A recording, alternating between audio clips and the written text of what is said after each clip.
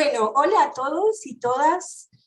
Otra vez aquí en este lado B, este lugar que me da mucho gusto estar cada vez eh, con las personas que admiro, que puedo compartir resonancia, eh, poder conversar con tiempo de temas profundos que nos cuesta a veces mencionar. Hoy tenemos un temón, el complejo materno en los cuentos de hadas, y estamos con Ada Marcos. Primero, Ada, agradecerte infinito Gracias a vos, Lunita. que hayas aceptado. Gracias a vos. Un placer, un honor tenerte. Sí me gustaría, para comenzar este espacio, si querés presentarte vos, contarnos un poquito para los que todavía aún no te conocen. Sí, claro. Primero también un placer que me hayas invitado, me hayas tenido en cuenta para este espacio tan lindo de compartir que has creado. Y bueno, yo soy la licenciada Ada Marcos, soy psicóloga, me recibí en la UBA, después muy rápidamente me metí en el camino junguiano, hice mi maestría en psicología analítica junguiana en la Fundación Jung. Después hice todo el camino para ingresar a la IAP, que es la Asociación Internacional de Psicología Analítica, y ahora estoy preparando el examen final para cerrar ese proceso, que son muchos años de formación intensiva. Bueno, soy docente también, doy clases en la Fundación Columbia, en la Fundación Jung, en distintos lugares, en la Universidad de Rosario también he dado clases, en distintos lugares de los cuales me van llamando, porque la docencia para mí es otra pasión, además de la psicología clínica, el estar ahí con los pacientes. Y después también mi otra pasión es la literatura, por eso los cuentos de hadas, ¿no? Y encontré en el mundo junguiano como una especie de útero que puede como mezclar todos mis intereses, porque se puede trabajar un montón con la literatura, y bueno, soy escritora, escribo ensayos, escribo poesía, y hice una maestría en literatura, en escritura creativa en la UNTREF, que bueno, que la terminé escribiendo un poemario propio, y bueno, escribo varias cosas, así que bueno, la literatura también está muy presente en mi vida. Así que eso, básicamente, Lunita, también los lenguajes simbólicos, desde la astrología hasta, bueno, el tarot, pasando por el I Ching, y, bueno, otras tantas cosas más que siempre son súper interesantes. Bueno, ahí muchas gracias, Ada. Bueno, un montón de maravillosa información que traes y comunicas de una manera impecable, así que va a ser un gusto compartir este tema. Sí, compartimos ciertos lenguajes que a veces yo traigo en las charlas, así que bueno, encantada de compartir. Ahí está nuestro puente también, claro, claro. Bien, yo lo primero que te quería preguntar, Ada, algo muy básico, porque uno dice complejo materno y uno se puede imaginar de qué va, pero sí me gustaría que nos expliques primero, para después meternos en los cuentos de hadas, qué es esto del complejo materno y según la teoría junguiana. La teoría junguiana particularmente, sí, total. Bueno, la teoría de los complejos es básicamente como el riñón, uno de los grandes riñones de los planteos de Jung, ¿no? La palabra complejo en términos psicológicos, tengo un complejo de inferioridad, tengo un complejo esto, aquello, terminó siendo muy popularizada, pero pocos saben que el que la empuñó de un modo teórico, clínico y la sistematizó fue Jung, ¿no? Bueno, Jung plantea, el planteo básico, como muy someramente, plantea que en realidad dentro de lo que llamamos la psique hay una multitud de psiques parciales, ¿no?, que habitan dentro de nosotros. Como una frase que podría resumir esto es que en el fondo somos legión, ¿no? La unidad o la integración es algo que se va logrando de a poco con el tiempo, pero en el fondo tenemos muchas subpersonalidades adentro que Jung llama complejos o psiques parciales escindidas, ¿no? Como pequeñas o grandes voces dentro de nosotros que incluso a veces pueden estar en contradicción. Por eso para Jung la neurosis es como una guerra civil dentro de la propia psique, ¿no? Lo cual es maravillosa esa definición. Una guerra civil. Una guerra civil. Son voces internas que están muchas veces muy encontradas, ¿no? Entonces, los complejos, básicamente una definición muy básica de complejo es que el complejo tiene un núcleo, que es una idea arquetípica, más una vivencia en general de tinte traumático, y que alrededor hay un montón de ideas asociativas, de vivencias secundarias, de afecto que se va cargando y va engordando, por así decir, o cohesionando la estructura del complejo, que termina funcionando como una psique parcial dentro de la psique.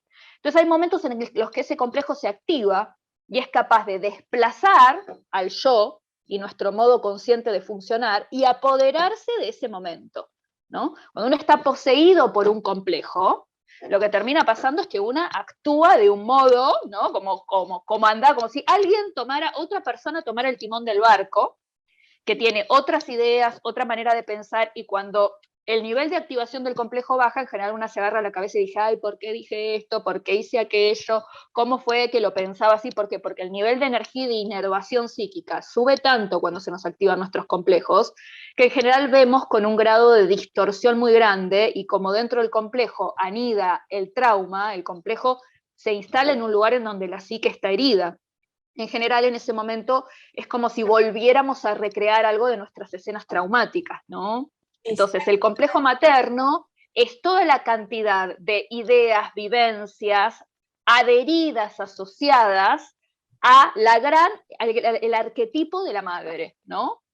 Entonces, es cómo hemos vivenciado en nuestra propia vida este gran arquetipo fundante que tiene que ver con la madre, que tendrá que ver con nuestra mamá biológica, por supuesto, pero también con las figuras sustitutas de la madre, ¿no? Maestras, hermanas, mayores, tías, abuelas, ¿no? La madre tierra, nuestra experiencia con la naturaleza, claro, ¿no? Entonces, todas esas vivencias que pueden tener un carácter de momentos positivo, de momentos muy negativo, van conglomerándose alrededor de ese núcleo ideático, de ese núcleo arquetípico que es la idea de la madre, ¿no? La idea arquetípica de la madre, y nuestras propias vivencias más primarias en relación a eso, y van armando el complejo, ¿no?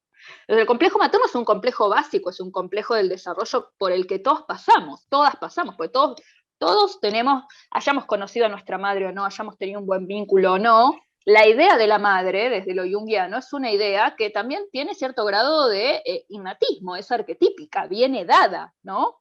Y entonces vamos a pasar por lo materno a lo largo de nuestra vida, con nuestra madre biológica, pero también con después la interiorización de esa madre en nuestra propia psique y con cómo empieza a funcionar lo materno dentro de nosotras y de nosotros mismos, que es un capítulo enorme, ¿no? Obviamente, ahí está clarísimo la descripción, esto de algo que te toma, ¿no? Y toma toda la situación, y entonces el yo tampoco puede actuar porque simplemente está tomado, ¿no? Me gusta esa palabra, estar poseído.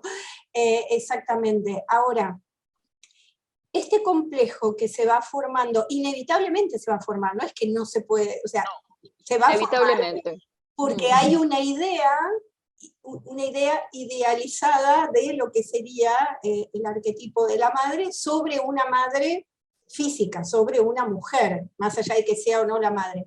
Entonces, mi pregunta es, esa madre física o mujer o persona que ocupa ese lugar, también contribuye, digamos, no es solo una proyección o un diálogo, sino que la persona, la mujer también colabora con esa formación. Claro, hay como una sincronicidad en el encuentro, ¿no? Entre el engrama arquetípico que trae esta persona, ¿no? Y la madre biológica, claro, sí. Claro. Entonces, esto lo vemos mucho en la astrología, por ejemplo, como lenguaje, ¿no? La luna con la que nacemos, que habla mucho de nuestro complejo materno, no nacemos con cualquier luna, venimos con una luna que nuestra madre biológica va a activar el engrama, va a hacer cosas también, va a haber una sincronicidad en el encuentro entre eso que yo ya traigo y eso que el entorno me ofrece, ¿no? Totalmente. Entonces, van a estar sincronizados de algún modo. Lo que pasa es que lo que vos decís es interesante porque también parte del trabajo con el complejo materno es que muchas veces proyectamos ideas arquetípicas sobre nuestros padres, que son seres humanos y que no pueden soportar la fuerza del arquetipo, ¿no? Quería ir ahí, decía, cómo es imposible verlos en realidad, porque la proyección arquetípicamente es tan enorme que ninguna persona puede con eso.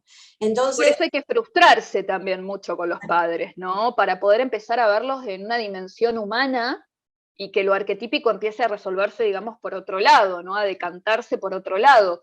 Que Jung lo decía, ¿no? En el fondo, él tiene una frase que a mí siempre me impactó mucho, que una psicología desencantada es una psicología saludable, ¿no? Oh, Como la capacidad de desencantarse, de frustrarse, ¿no? De tolerar, de tener hígado psíquico para metabolizar eso, que no es como yo quisiera, o no es como yo desearía, o no es como el plano de lo ideal dictamina, y a quién le ha tocado un padre iluminado, digamos, ¿no? A nadie. Nos pero han tocado padres mejores o peores, pero... aparte pensaba que, fíjate, si uno realmente tuviera, ponele, tuvieras ese lugar, Sería un infierno. además de ser un infierno, no haríamos nada, no, no crearíamos nada no. en nuestra vida. Digo, hay algo... Bueno, que eso también pasa, Luna, con el complejo materno o paterno excesivamente positivo. Cuando hay mucha idealización de la madre o del padre, ¿no? Un complejo materno muy cargado de una valencia positiva, la persona queda atrapada ahí, ¿no? Y como vos decís, no se mueve, no sale al mundo, no sale a la endogamia, ¿no? A la exogamia, perdón, se queda en la endogamia. No toma su vida, no toma su vida, no toma su propia vida. no puede conocerse, porque de alguna manera Tal cual. eso que se frustra hace que puedas conocerte y separarte. Y pensaba también, bueno, ya se me iba a esto de que cuánto la pareja ayuda a separar también Mucho. de la madre, ¿no? De ese lugar ideal.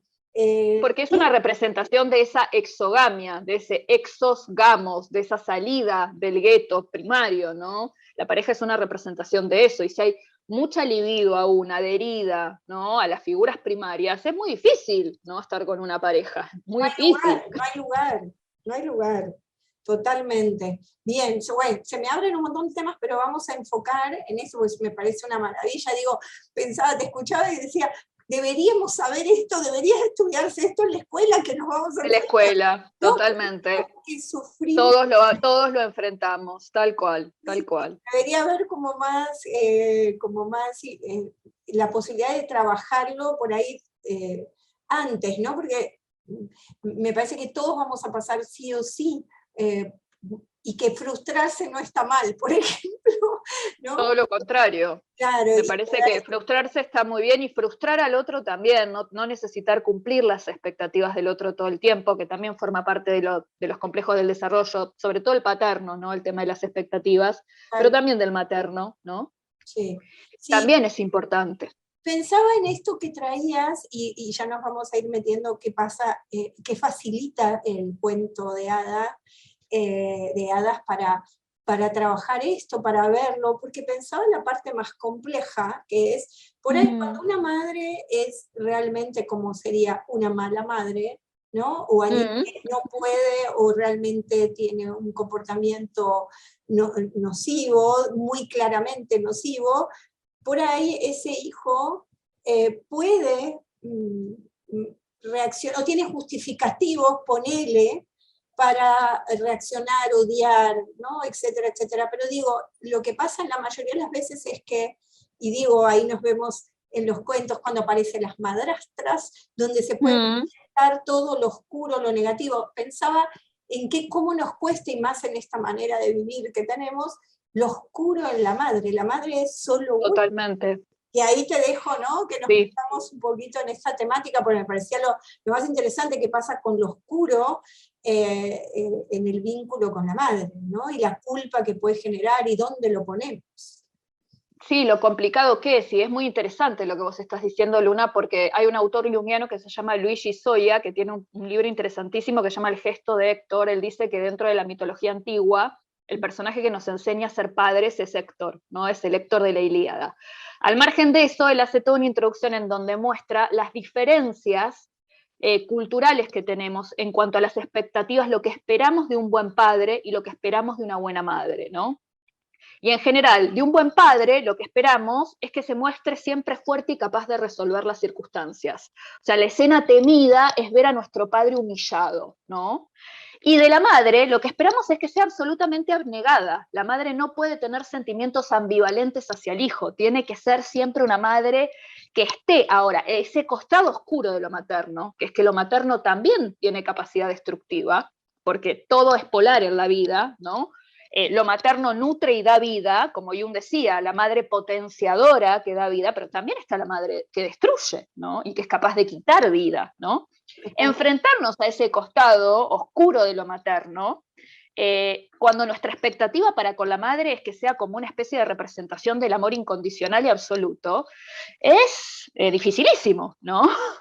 Creo que ese núcleo que estamos nombrando, para llamarlo de alguna manera, yo pensaba todo lo que puede llegar a generar, ¿no? Esto de porque es como imposible la posibilidad de confrontar, como si nos resultara imposible mirar eso, ¿no? Es un abismo. Es como es una un abismo. prohibición, como que la persona que tenés enfrente, que es una mujer, que es un ser humano, digo, probablemente en algún momento esté absolutamente agotada, cansada, harta, pero es como si ni siquiera pudiéramos pensar en la posibilidad de cierta agresividad, no sé si solo agresividad, sino de sentimientos que son muy oscuros, no porque vayamos a hacer nada con eso, pero ni siquiera sentirlos, ¿no? Eso sobre No, como si ni siquiera hubiese permiso para sentirlos, lo cual termina siendo caldo de cultivo para un problemón. Quizás hoy empieza a haber más espacio para hablar de los sentimientos ambivalentes de las madres, que a veces están agotadas, que a veces están, pero me parece, o del lado B, como de la maternidad también, ¿no? Pero me parece que es interesante poder trabajarlo no solo en lo externo, ese costado destructivo de lo materno que existe y que se efectiviza, sino también adentro nuestro, ¿no? En nuestra interioridad. También adentro nuestro tenemos una madre como adultos, ¿no? Una imagen de lo materno que opera, y que a veces es muy destructiva también, ¿no? Totalmente. Y pensaba también, cuando quizás en esto yo me siento muy identificada en lo que te voy a decir, cuando hay una historia muy dura, muy triste, muy difícil, de esa madre, entonces el hijo le cuesta mucho más por ahí. Por supuesto. Con eso porque da muchísima más culpa, ¿no? Entonces, tramitar estas emociones, que por supuesto creo que son primero dentro de uno, estoy de acuerdo totalmente, y creo que ahí está la posibilidad de que sea creativo. La posibilidad de la transformación siempre está metiendo los ingredientes en el propio caldero psíquico y viendo cómo eso se puede alquimizar, ¿no? Porque la madre afuera probablemente no va a cambiar, ¿no? O lo que ya pasó, de mínima, puede que la madre afuera se redima y pueda cambiar, pero lo que ya pasó, eso no va a cambiar, ¿no? Entonces, cómo uno vive con eso y cómo responde a eso, ahí es donde está el margen de posibilidades para la psique. Totalmente. Ahora, está muy claro todo lo que compartís. ¿Cómo se da, qué facilita el cuento de hadas? ¿Qué facilita de estas cuestiones? Digo, en el caso del análisis, digo, como un proceso creativo, ¿qué le facilita a la persona ver? Y el cuento de hadas, viste, es sabiduría, ¿no? Psicológica en estado casi puro, ¿no? Los cuentos de hadas son relatos terapéuticos en el fondo, están llenos de simbolismo, nos enseñan sobre los dramas humanos, igual que el mito, ¿no? Y que la leyenda. Nos enseñan sobre los dramas básicos del ser humano, nos enseñan sobre nuestros ritos de pasaje, nos enseñan sobre nuestros complejos, sobre nuestros vínculos con nuestros padres, sobre nuestros procesos vitales. Entonces, para Jung, básicamente, el cuento de hadas surge de un terreno arquetípico, ¿no? Los cuentos de hadas, en realidad, lo que retratan son los dramas universales de la humanidad.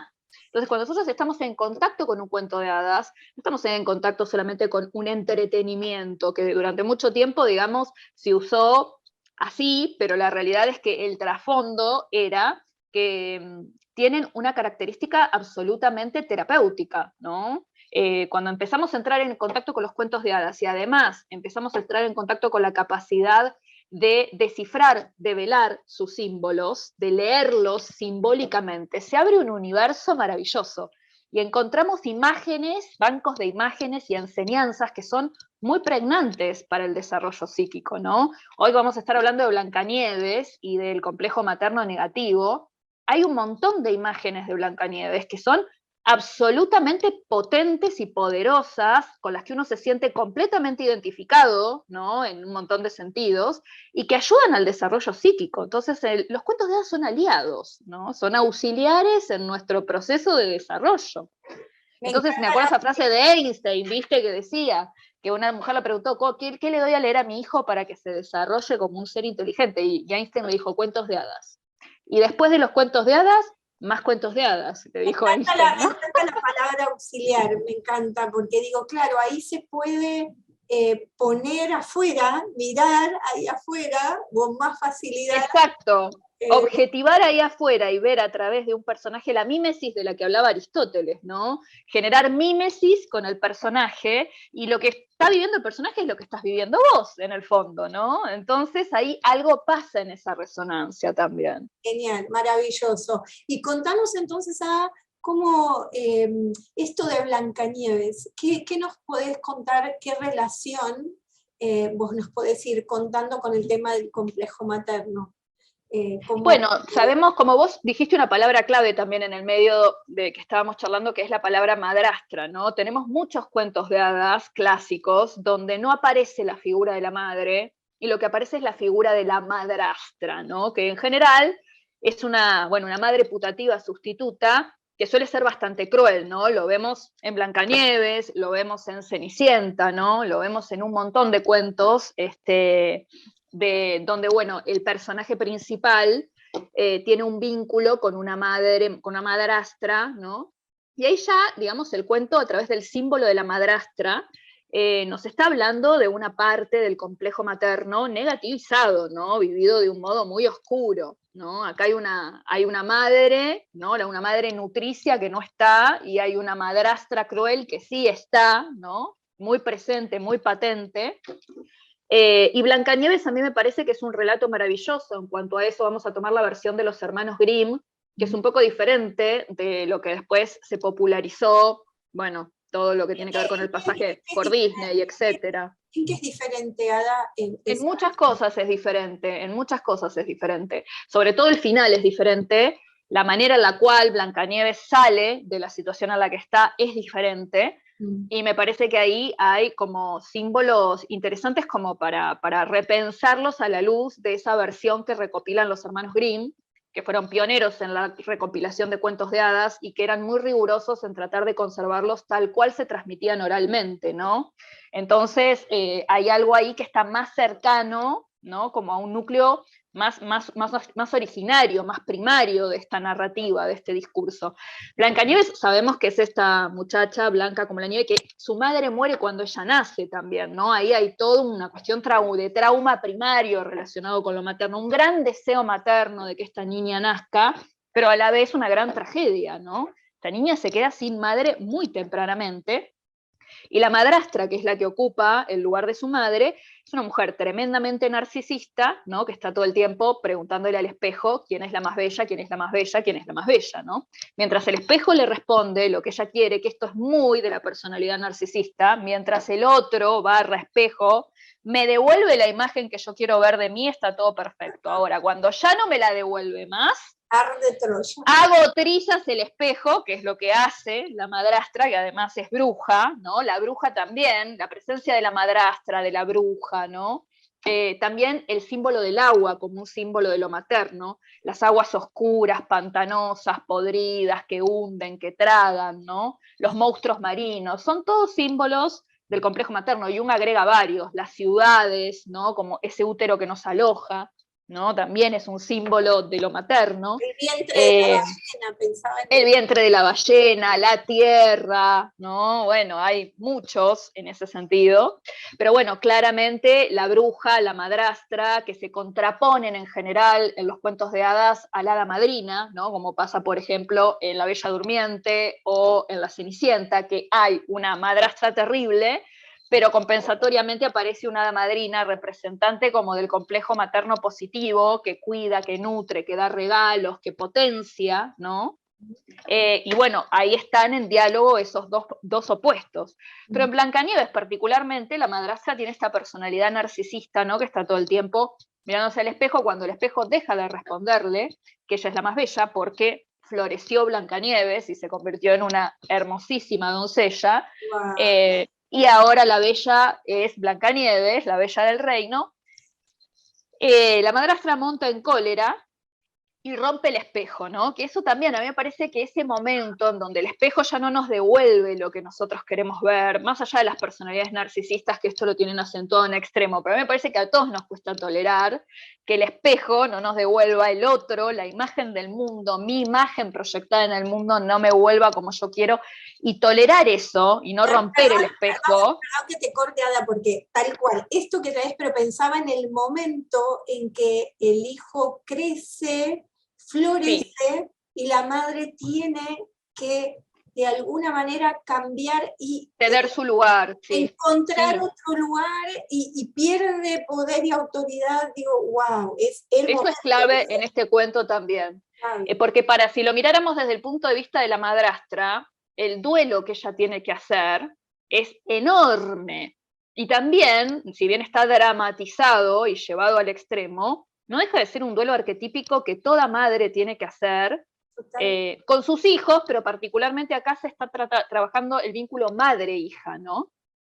Que tiene que hacer con su hija, que lo que representa para la madrastra este desplazamiento es la pérdida de su propia juventud, de su propia doncellez. Exactamente, exactamente, pero aparte poder, que en este cuento está, te corté porque me parece que es el momento clave. Sí, eso es clave. Donde el vínculo, y además permitirnos mirar esto, que de verdad, porque pues, si vos amás profundamente a tu hija, ¿cómo vas a sentir? ¿No? Es como puede pasar esto de cómo voy a estar sintiendo, es que el florecimiento de ese ser hace que vos tengas que mirar algo del paso del tiempo y que ese te confronta con la muerte, ¿no? Te empieza a confrontar con tu finitud, ¿no? Con otra etapa de la vida.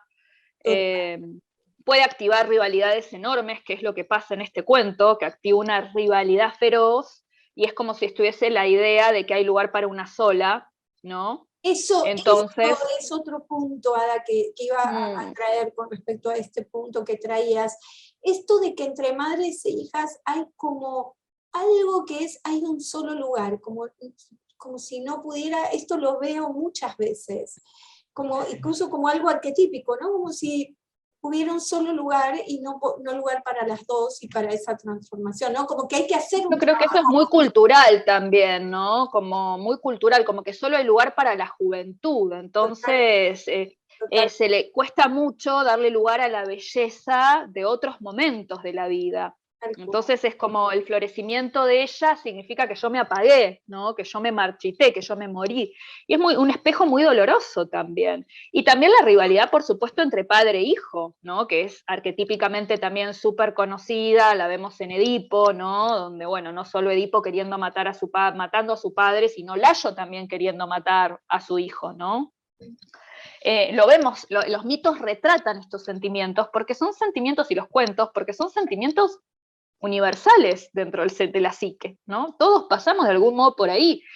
Algunos se acentúan más, otros menos, pero volviendo a Blancanieves, digamos, a esta maestra se le activa una rivalidad fenomenal, entonces decide mandar a matar a Blancanieves. Entonces contrata a un cazador que tiene que matarla, tiene que llevarla al bosque, matarla, arrancarle el corazón, ¿no? Y llevarle el corazón como muestra de que la asesinó.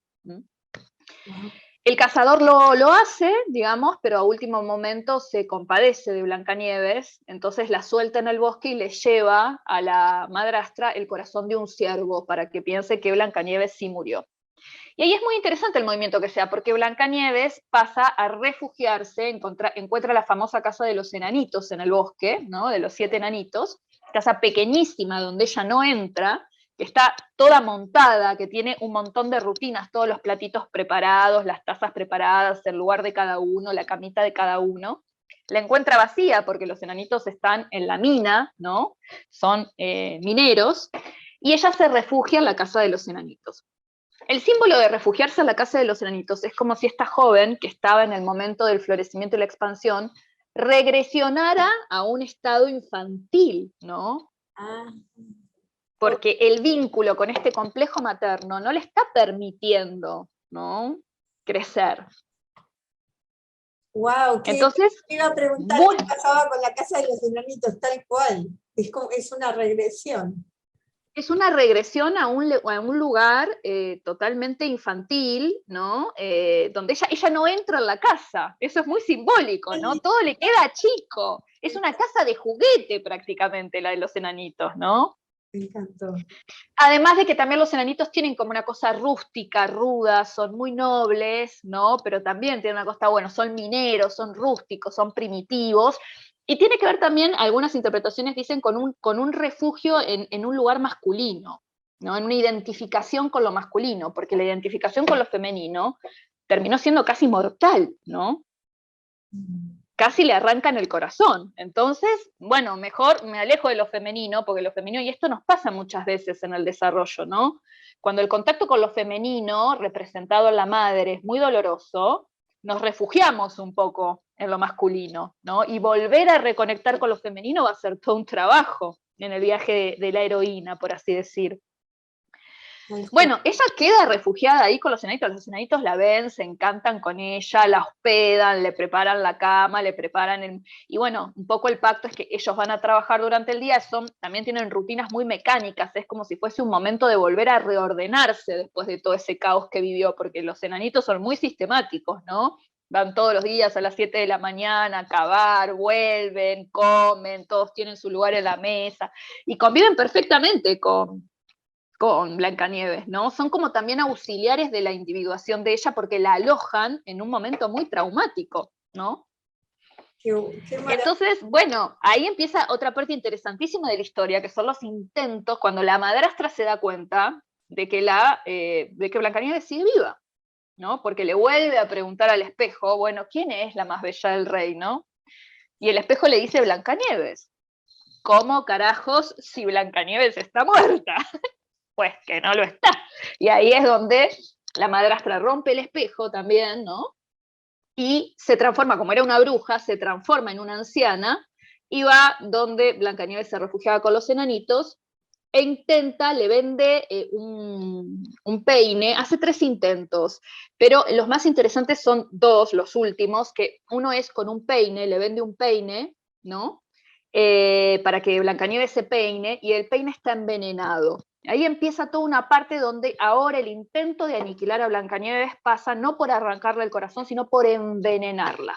Y el veneno es un símbolo muy asociado con lo materno. Fíjate que tenemos un refrán muy popular que dice: con la leche vino el veneno, ¿no? Con aquello que nos nutre, también es capaz de envenenarnos, de matarnos, ¿no? El veneno tiene tanto poder para un lado. Tanto poder para un lado como para el otro, porque todo es polar en la vida, ¿no? La ley del Tao, pero la realidad es que el veneno es para mí una de las palabras claves del complejo materno, ¿no? La sensación de quedar envenenados. Y el envenenamiento con el peine, bueno, el peine uno lo usa primero para peinarse el cabello, que es un símbolo de la sensualidad femenina por antonomasia, ¿no? Por algo, digamos, las mujeres en muchas culturas tienen que cubrirse el cabello, ¿no? Porque es un símbolo de la sensualidad, ¿no? Pero la realidad es que también tiene que ver con una cuestión de envenenar las ideas, ¿no? Envenenar, el complejo materno negativo envenena nuestra forma de pensar, nos envenena la cabeza, ¿no? Es esa voz que nos instiga adentro, ¿no? Y nos pone conspirativos, paranoicos, ¿no? Que nadie nos quiere, que todo está mal, que todo. Empieza a esparcir su veneno con el peine envenenado, ¿no? Wow. Blancanieves se peina y se envenena. Lo que pasa es que llegan los enanitos, después de trabajar, la encuentran a tiempo y logran rescatarla, logran sacarle el veneno, ¿no? Entonces, Blancanieves ya está advertida, porque esto pasó 2 veces ya. La anciana vino, esta anciana, esta madrastra bruja, vino disfrazada de anciana y trató ya 2 veces de envenenarla. ¿Mm? Entonces los enanitos ya dicen: por favor, si volvés a ver a alguien en el bosque que te quiere dar algo, decile que no. Y ella, sin embargo, digamos, pareciera que no termina de salir de su inocencia también, ¿no? No termina de darse cuenta, y ahí está este punto de lo doloroso que es para nosotros, ¿no? Que el complejo materno sea venenoso. No queremos dar crédito, ¿no? Que de acá de donde tendría que venir amor viene veneno, no, no puede ser posible. Bueno, la cuestión es que la tercera y la más famosa es con la manzana, ¿no?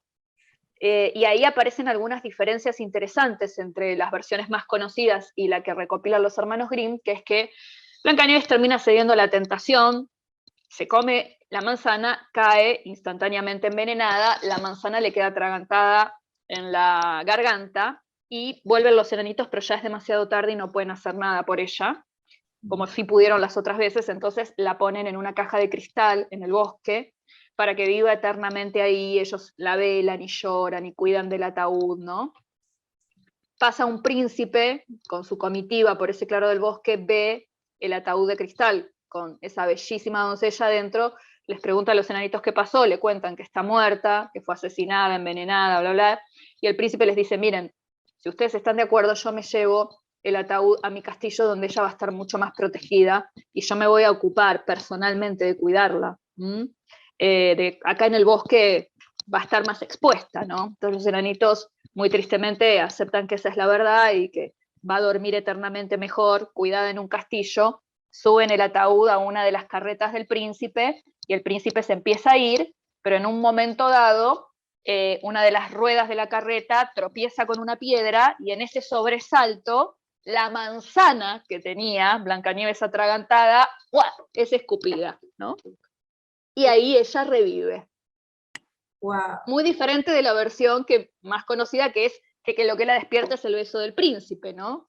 Qué No, ella qué interesante. es re distinto. Que puede expulsar lo que la Ella mató. expulsa el veneno. Me parece súper interesante también esto de que cuando contás lo del peine, que se esparce, ¿no? En las ideas, se contamina todo ese veneno, ¿no? Es como hay algo Esa que es una característica muy del complejo materno, ¿no? Es un veneno todo. que se esparce y que lo contamina todo. Todo lo que podría nutrirnos se vuelve venenoso. Wow. Wow. Sí, me parece mucho más interesante este final. Digo, Este final es mucho más interesante, que ella logre, por eso el trabajo con el complejo, por eso ahí hay una imagen poderosísima, ¿no? Que cuando una persona tiene un complejo materno muy negativo, que logre desatragantarse del veneno, que logre reconocer el veneno y empezar a destilar el veneno, Ahora, es importantísimo. importantísimo esa parte, pero digo, esa parte de reconocer el veneno, ¿cuánto puede llevar realmente poder verlo y tolerar? Un montón. ¿No? Pensaba, sí, y pensaba, es que se me vino también en las curaciones, entre comillas, que uno puede hacer, desde lo terapéutico hasta también pensaba en las ceremonias originarias.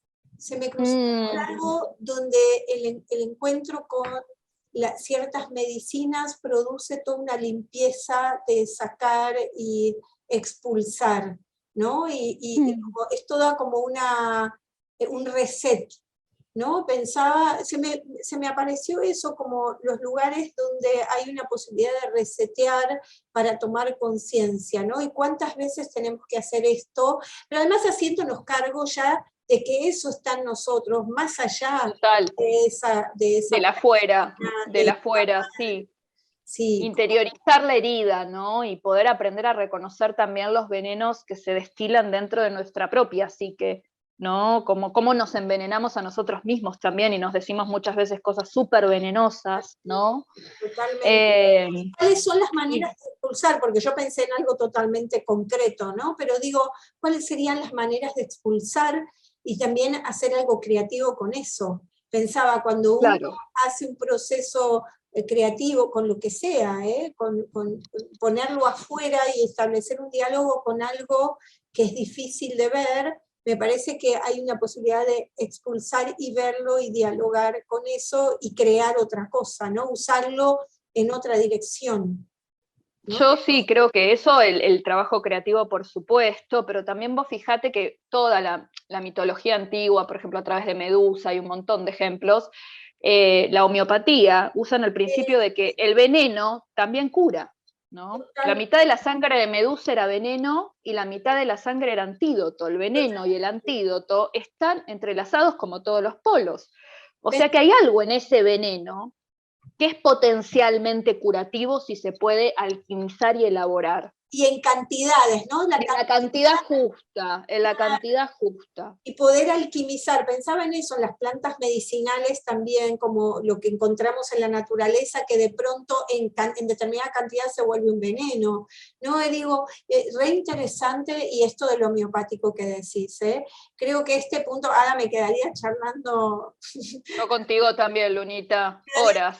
Pero me parece que llegamos, que pudiste entrar en ese punto crucial que es un temón, y que pudimos empezar a mostrarlo, a abrirlo. Ojalá podamos seguirlo en otro momento. Sé que estás con muchas ocupaciones y te agradezco un montón tu tiempo, y que por ahí podamos hacer más adelante, seguir o... Claro que sí, podemos seguir tirando este hilo de Ariadna o de otros. Ya me dan ganas, mira, hablando con vos, de armar un corpus de cuentos de hadas donde se trabaja el tema del veneno, ¿viste? Y que podamos mirar a ver qué pasa acá con los venenos en la vida. Lo anoto para una segunda charla, el tema del veneno. Me parece espectacular. Así que ahí se abrieron un montón de cuestiones en mí también cuando apareció, así que encantada de que hagamos una segunda charla del lado B con respecto del tema del veneno. Muchas gracias, Ada, por tu tiempo. A vos, hermosa, a vos. Por esto de empezar a meternos, animarnos a mirar esto. Sí, así que... Fue muy plácido, porque sos una gran interlocutora, así que fue súper plácido. Gracias. Gracias infinito por estar. Y gracias a todos por estar ahí. A todos y a todas, abrazo enorme. Por estar ahí.